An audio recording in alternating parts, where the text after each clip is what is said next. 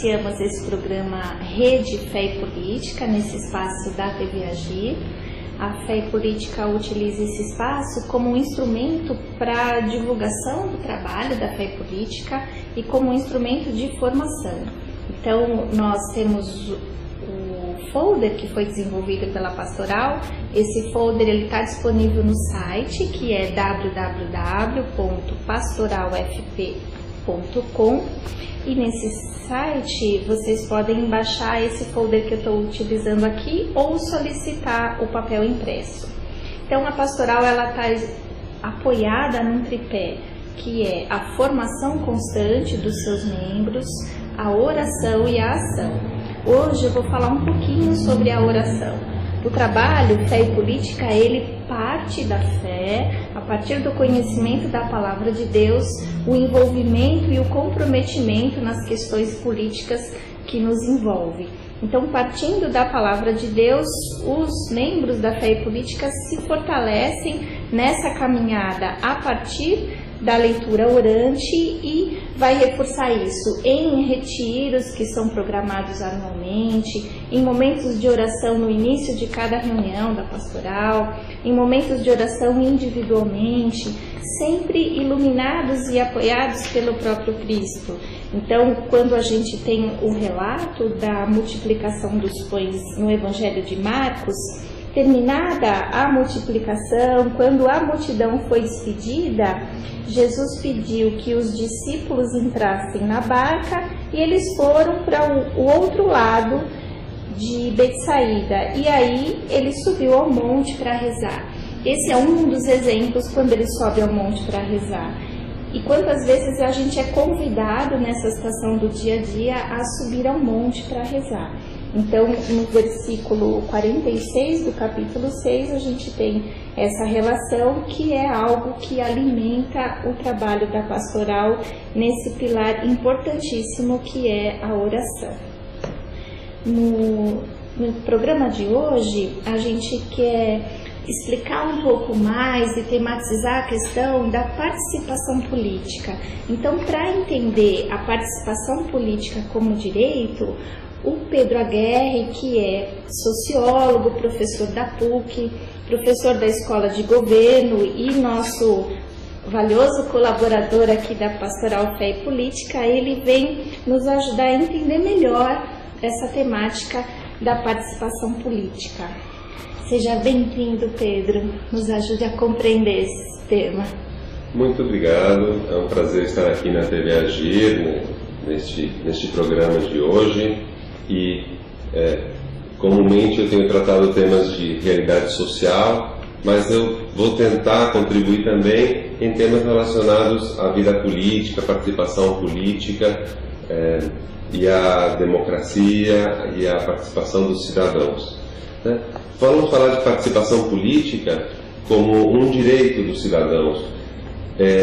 Vamos pensar que é um direito humano fundamental, a participação das pessoas dentro da vida social. É um direito que nós temos de reclamar, é um direito que nós temos de solicitar ajuda quando algo acontece no nosso bairro, é um direito nosso de solicitar respeito e escuta quando precisamos de alguma coisa. É um direito humano inalienável, somos todos sujeitos de direitos. Mas essa participação ela vai muito mais além, quando falamos na participação política. E por que vai mais além? Porque a soberania da política, quem que é o soberano na democracia dentro da sociedade de cidadãos? O soberano é o povo que outorga a legitimidade do poder político. Então, a quem se presta contas? Ao próprio povo. E o povo exerce a democracia de forma direta ou de forma representativa. Então, hoje vamos falar de alguns exemplos dessa participação, mas olhando para alguns mecanismos de aprimoramento da democracia e aprimoramento do controle social. Vamos falar do Ficha Limpa, que deve ser de conhecimento de muitos, a aprovação do Ficha Limpa e da aplicação já agora nas eleições para prefeitos e vereadores, que impede políticos que tem processos já julgados, já tem condenações, ou também de se candidatarem, ou também impede os políticos de saírem dos seus cargos quando se percebem atos de improbidade e depois eles acabam voltando a se reeleger. Então o Ficha Limpa é uma grande conquista. E também comentar um pouquinho do Consocial, que é a conferência do controle social, que está sendo realizada nos municípios e vai ser realizada nos estados para chegar no nível federal. É mais uma das conferências que o governo federal está fazendo, que objetivam mobilizar a sociedade civil organizada, todos os setores, dentro dos mais diversos assuntos. E chegou a vez, depois das conferências das mulheres, das conferências da diversidade social e humana, da Conferência de Segurança Pública, de Saúde e Educação, chegou a vez da Conferência do Controle Social, a Consocial, e já teve a primeira etapa municipal em São Paulo e está acontecendo no Brasil, em vários municípios e estados, rumo à Conferência Nacional de Controle Social. Então, o nosso tema é participação política como um direito e com mecanismos concretos para que nós possamos participar da vida política e social. Excelente. Então, dentro dessa proposta de participação política como direito, o Ficha Limpa, ele é sempre mencionado como uma lei de iniciativa popular. Às vezes a gente acha que a lei não é algo que esteja na iniciativa do povo, são só os eleitos que têm esse direito. E o Ficha Limpa veio ampliar muito essa nossa visão. Não é um caminho tão fácil, mas é possível.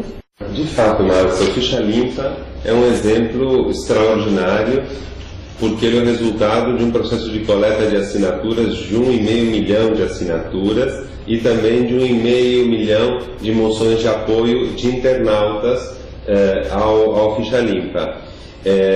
Mas no final, ele acabou sendo, na verdade, essas assinaturas permitiram um grande poder popular, uma pressão sobre o Congresso, mas no fim acabou sendo assumido por deputados como um projeto e acabou sendo apresentado. Isso nos diz uma lição muito importante, que ainda é preciso facilitar mais os processos de democracia participativa, no número de assinaturas que pode ser menor e em quem propõe, por exemplo, um plebiscito, quem propõe um referendo, é só o governo, é só o parlamento que propõe, é só a justiça eleitoral. O povo não deveria também ter a possibilidade de propor uma iniciativa popular de lei, como foi, por exemplo, na nossa Constituinte de 88, da emenda popular da educação, da emenda popular da reforma urbana. Então a gente ainda tem que fazer um regulamento que facilite a participação das pessoas no plano federal e no plano estadual e municipal, onde esse instrumento é bastante pouco aproveitado.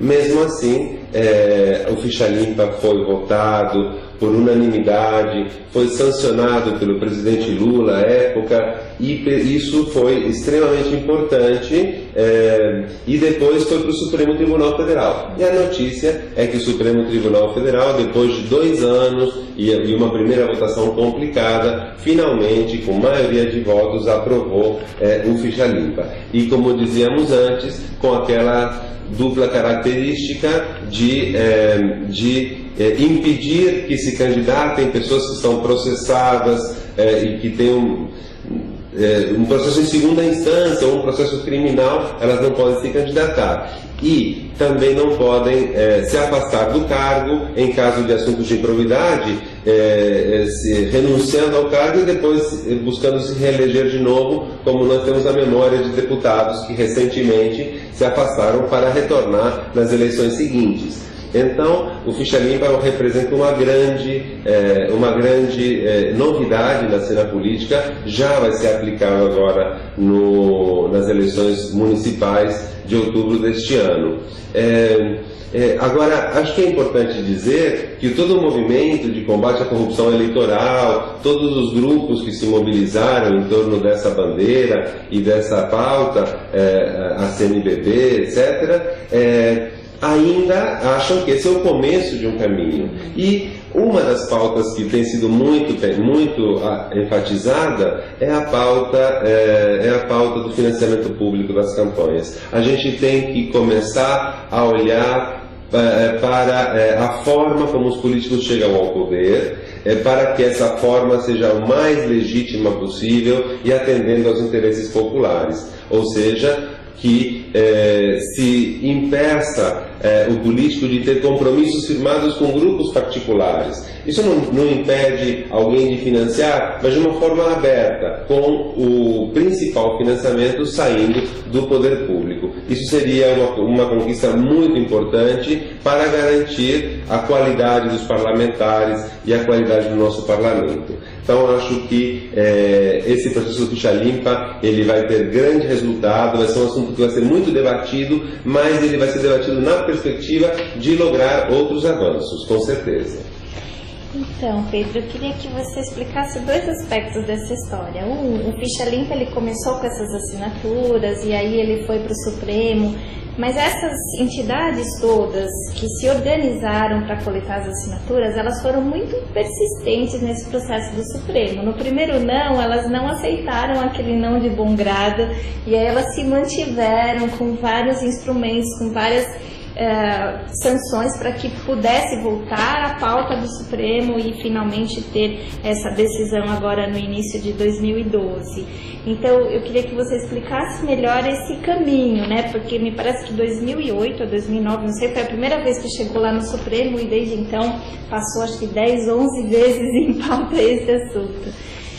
E depois que você explicasse a questão do financiamento público, porque o que eu ouço é as pessoas dizendo, mas como que o governo vai financiar? Mas o governo tem que colocar dinheiro na saúde, na educação e tal, e que história é essa de o governo colocar dinheiro para financiar a campanha? Então, eu acho que esse tema precisa de mais ser discutido para que a sociedade consiga entender o que significa isso. É claro. O Ficha Limpa, na sua primeira votação, pelo Supremo, quando foi para a Justiça, porque era um assunto que demandava uma mudança de legislação que era da competência do Supremo Tribunal Federal, eles disseram que não podia ser aplicado imediatamente, né? E com isso nós tivemos mais uma eleição sem a vigência do Ficha Limpa. Com isso ele entrou numa fila do Supremo Tribunal e sem a insistência de todas as entidades e sem a permanente mobilização da opinião pública, na mídia, nas discussões de base, dificilmente teria entrado na pauta a tempo de ser aplicado agora na eleição municipal. Imagina você um cenário em que ele não tivesse sido discutido agora e tivéssemos mais uma eleição sem aprovação, sem essa discussão, isso ia jogar por terra todo esse esforço. Então, a conquista ela é realmente muito importante e ela modifica o panorama.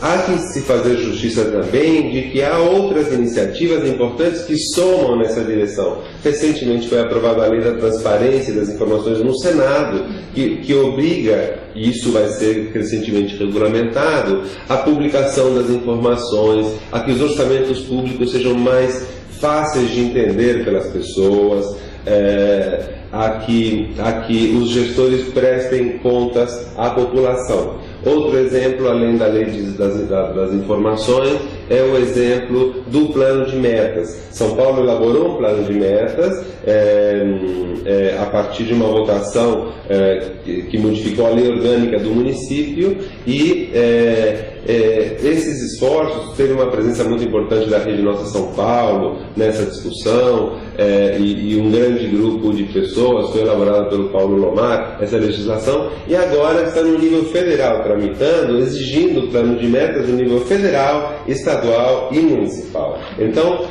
após a eleição de um mandatário, ele tem um pequeno período para formalizar o seu plano de governo, estabelecer as metas de gestão para que nós possamos, a sociedade, acompanhar, monitorar e pressionar.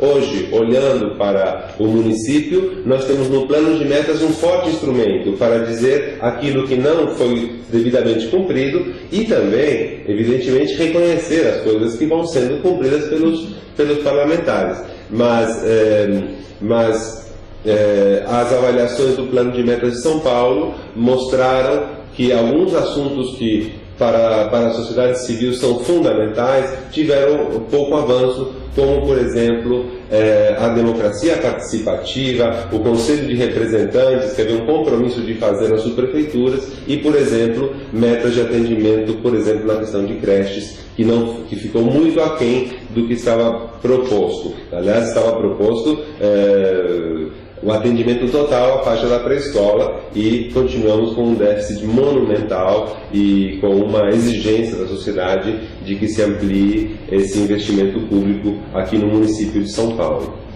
Esse plano de metas, ele acaba restringindo um pouco aquelas promessas de campanha, né? Ele pode prometer, mas ele sabe que está se comprometendo mediante a sociedade, porque está documentado e será cobrado, será acompanhado, será divulgado se as metas foram cumpridas ou não. Então, esse tema da participação política, eu acho que ele é bem importante, que a gente discuta muito e consiga entender um pouco melhor.